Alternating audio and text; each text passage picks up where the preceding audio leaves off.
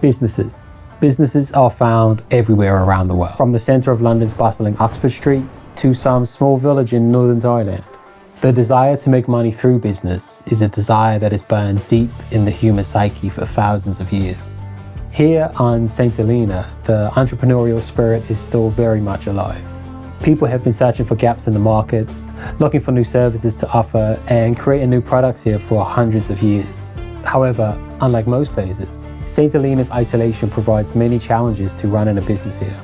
Today, we explore what it's like to run a business here, learn more about the challenges involved, and we're going to find out how these businesses deal with being the world's most isolated entrepreneurs.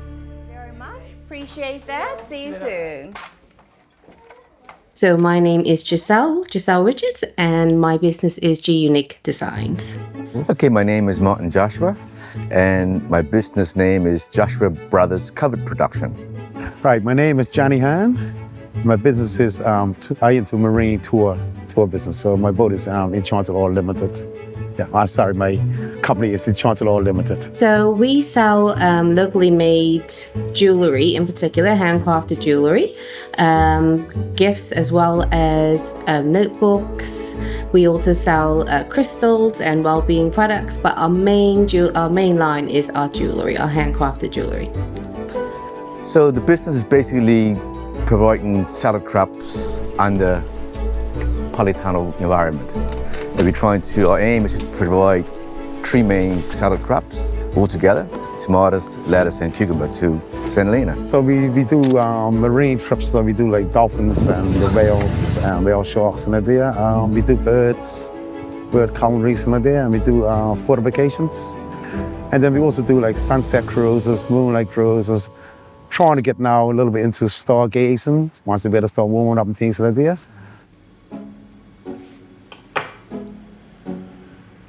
In 2009, I started to experiment creatively as a creative outlet with making jewelry because I've always been into jewelry. And when I returned back to St Helena in 2008, the jewelry was very sparkly, but I tended to enjoy wearing jewelry every day. So I wanted something that was more casual. So then I decided to experiment with my own. So that was 2009. And then because it built momentum, I had a lot of positive feedback. I decided to set up a very small part-time business. I would say cottage industry style, where I made the jewelry in my spare bedroom. And then it just grew from there, from 2010. It started while I was on Ascension. I designed a small hydroponic unit in the back of in my garden, and I provided those three crops, lettuce, tomatoes, and cucumber, to the residents and the hotel and to the Maxwells at the time. And then I knew that on St Helena, nobody was producing the whole three of those specific salads at one time together. So that's where it came from. First, me and my brother helped me financially. And also, we went to the Bank of St Helena to actually give us a nice little kickstart in setting up these tunnels. That was the first few years. And then 2 years after that, ESH was in operation then, along with myself and St Helena government. We went into a public-private partnership where they built some of the infrastructure, and our contribution was to put in all the systems the irrigation systems, all the other bits and pieces that made up that we could actually produce from at that particular time. Well, it started many years ago. I used to work for a guy called Patrick Lawrence. He decided to get a tour boat at the time and went into tourism. And after he passed away, I decided after it was time to get my own boat and do my own thing.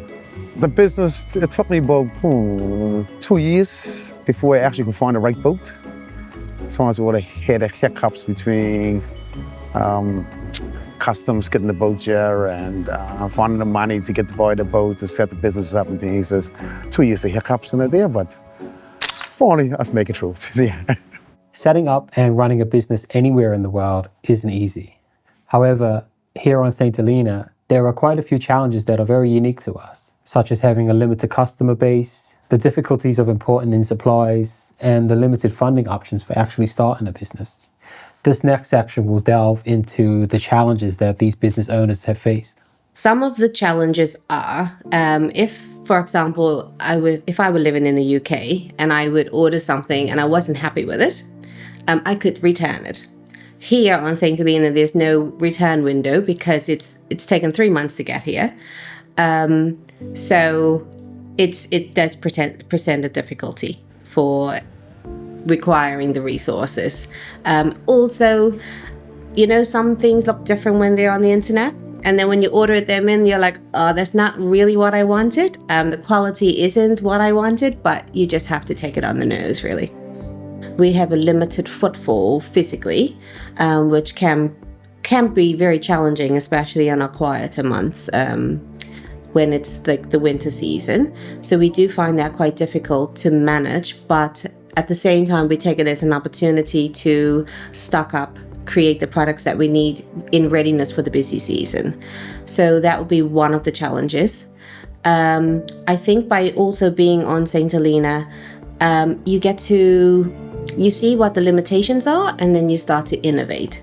So it's either make or break. If you can't go through, you go around. So for example, many of my collections have come about because I've run out of things out of materials to make them. So then I've had to look for alternative things to make. And what it does, it fuels your creativity, and it creates different products for your customers to buy, for example. So it's not always a bad thing to have to be isolated here on the island.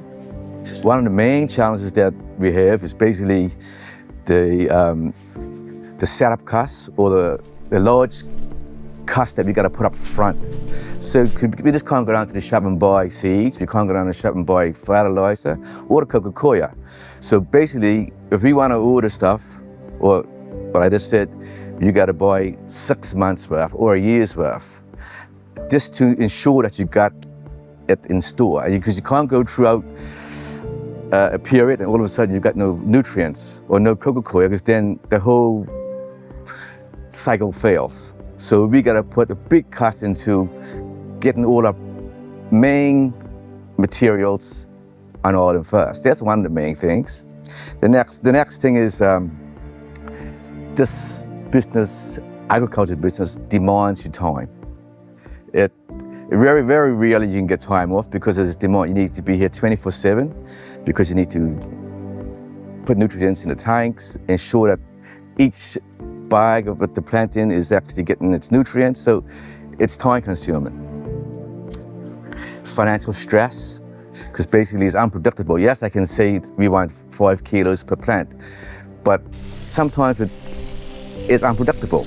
So your fluctuation of income is staggered. So there ain't no fixed amount that you can guarantee. So the financial stress is a challenge.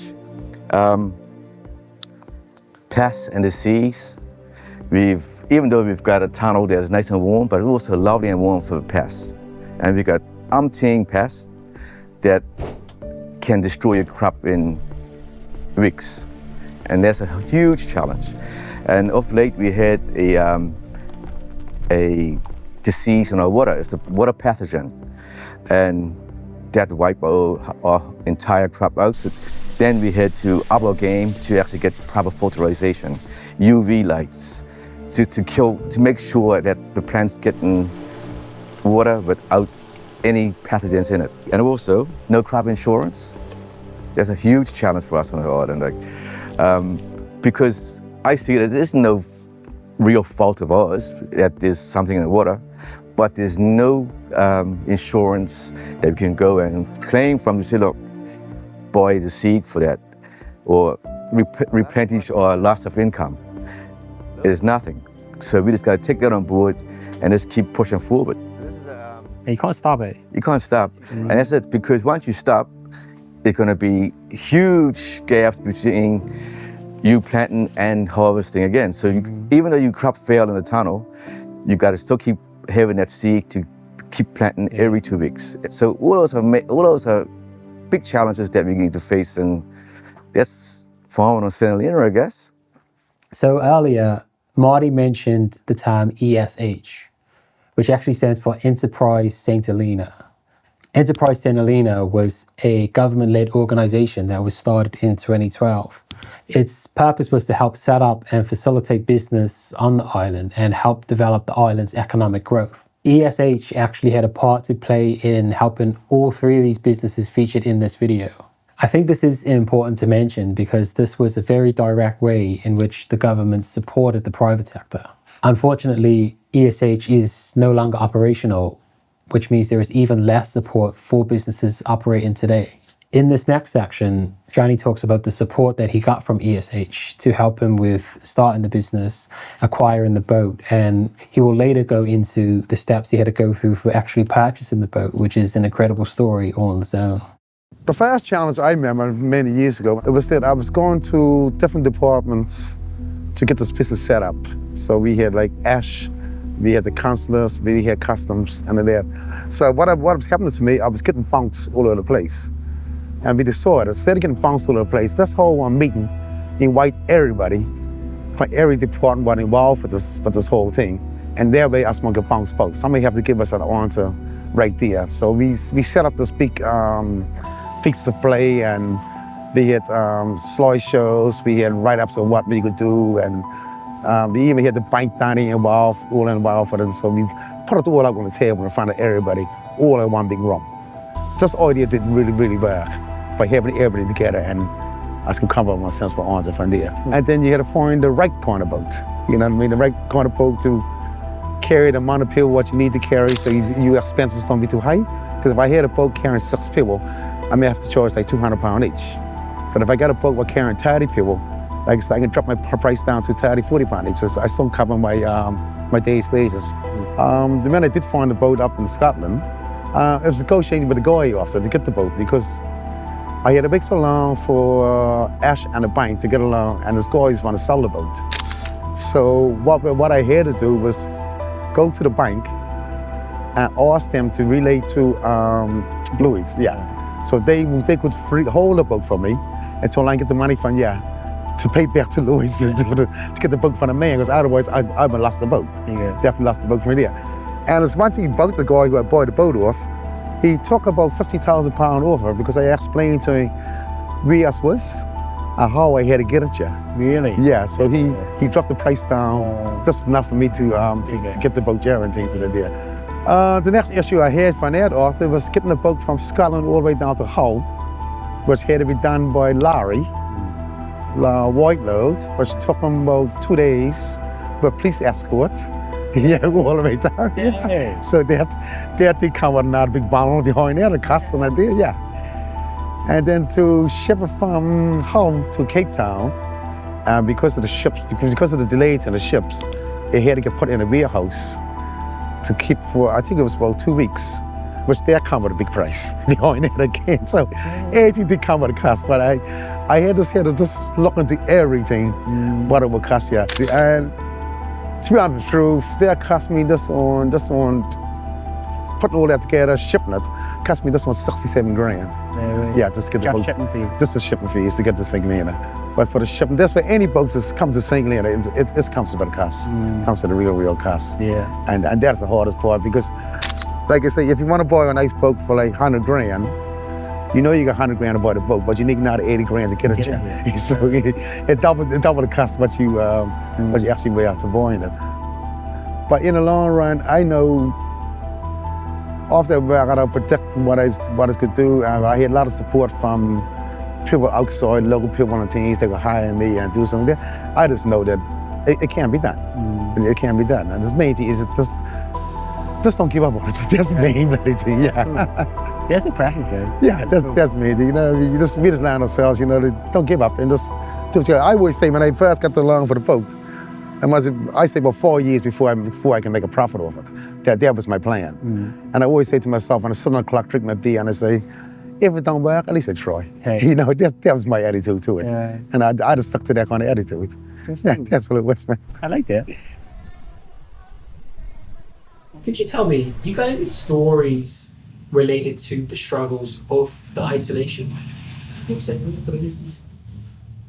Oh yeah, absolutely. I'll tell you one.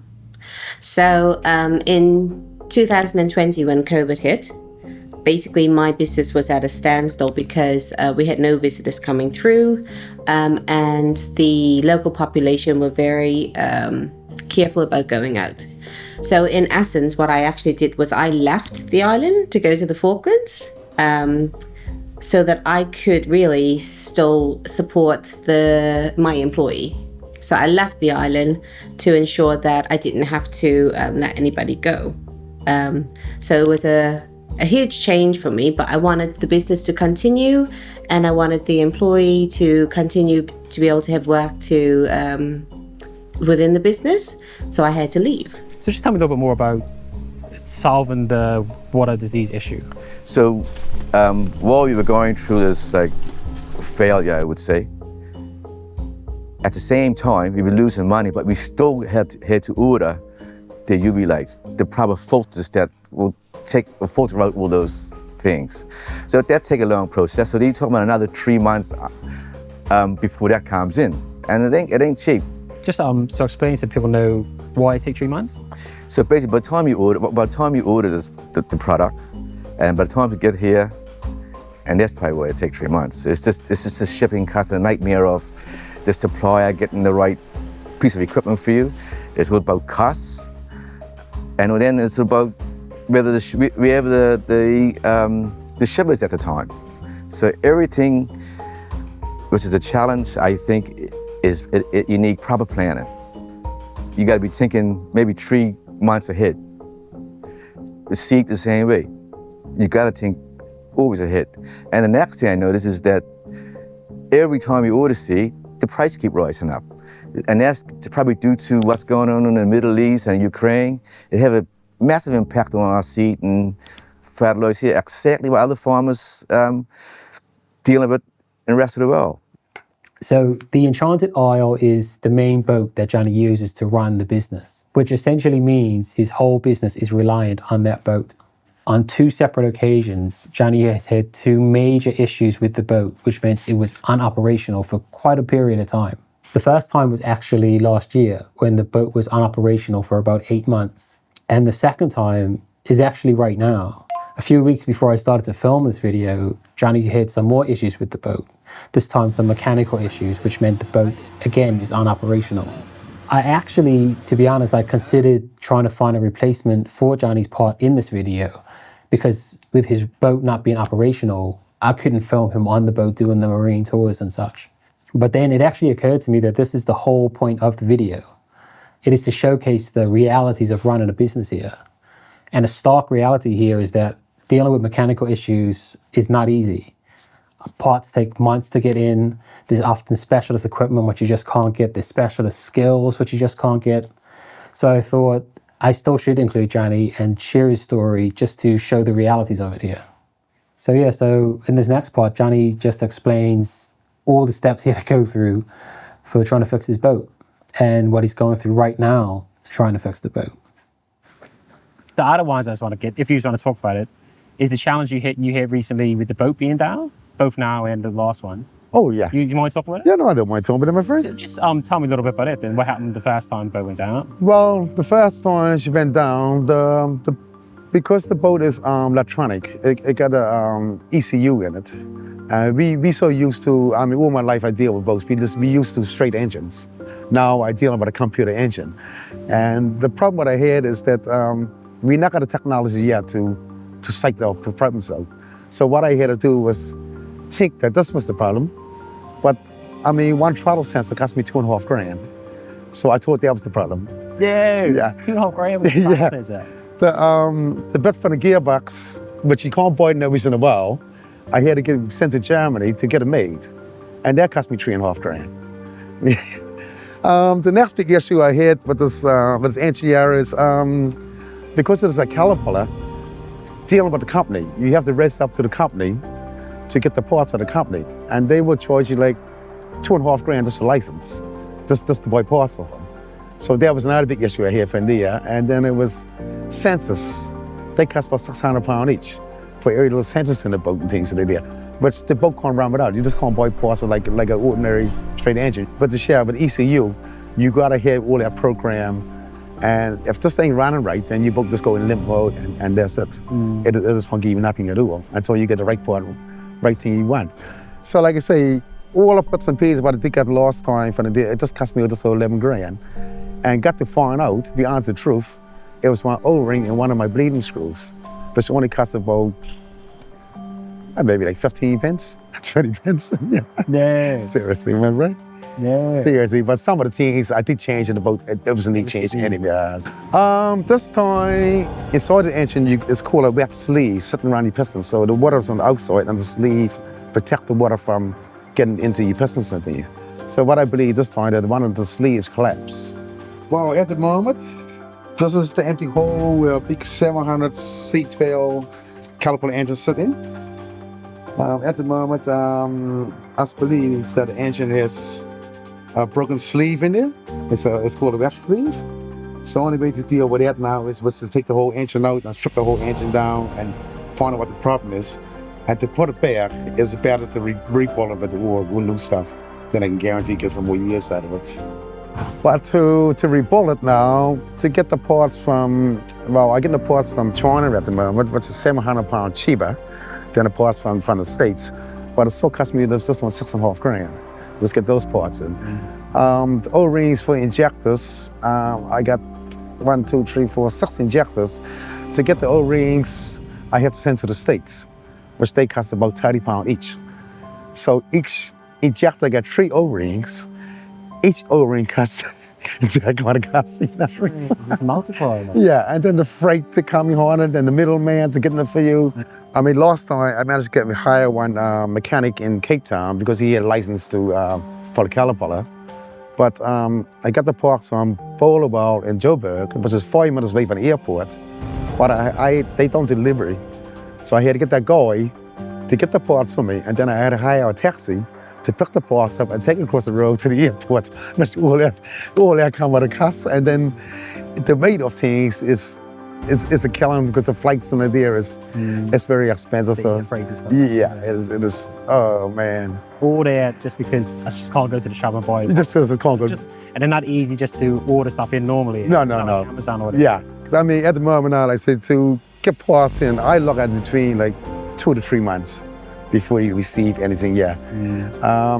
These parts what I'm trying to get now, because it is over 53 kilograms, I just trying to see if I can, any way I can break it down and get it on the flight.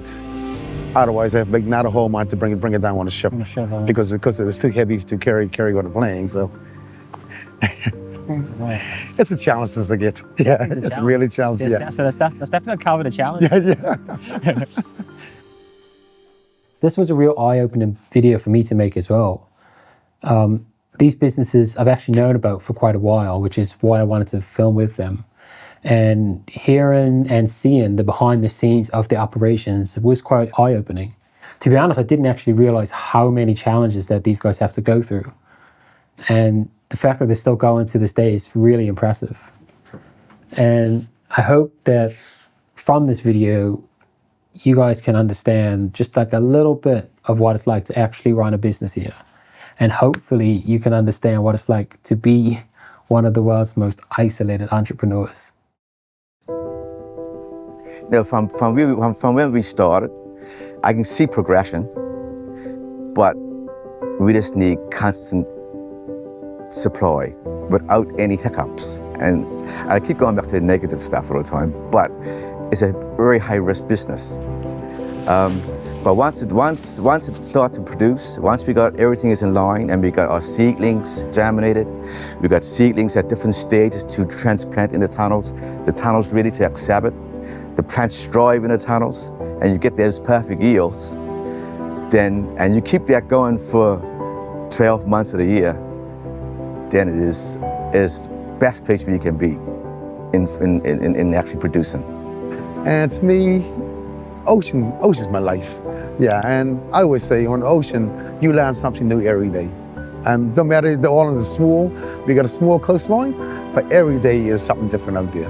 And and to be honest, the truth, it better to be true. Yeah, definitely. Yeah. Growing up on St Helena, there were many times that we were told, you know what, there's no life for you here on St Helena, go away. There's so much more to do elsewhere. And I guess I did get caught up in there for a little bit when I was away. But when I got back to St Helena in 2007, I thought, what? This place is a gem. I want to be able to shout off the rooftops what it is that we have here. And in essence, what actually happened was, by doing my jewelry, it gave me a chance to shout from the rooftops, to showcase what St Helena can do, and why it is not necessarily the only thing to do is to go away to be able to achieve success. Because I feel as though I have achieved success on St Helena for what it is that I want to achieve. I have a great work-life balance. I have a small business that is able to support my family. I have an opportunity to uplift and provide designs that, are not necessarily available elsewhere. So that story that I was told by many people, that I had to leave St Helena to make something of myself, I don't think it's true. I think you can do a lot of good here on St Helena whilst you're raising a family and doing everything that you need to do.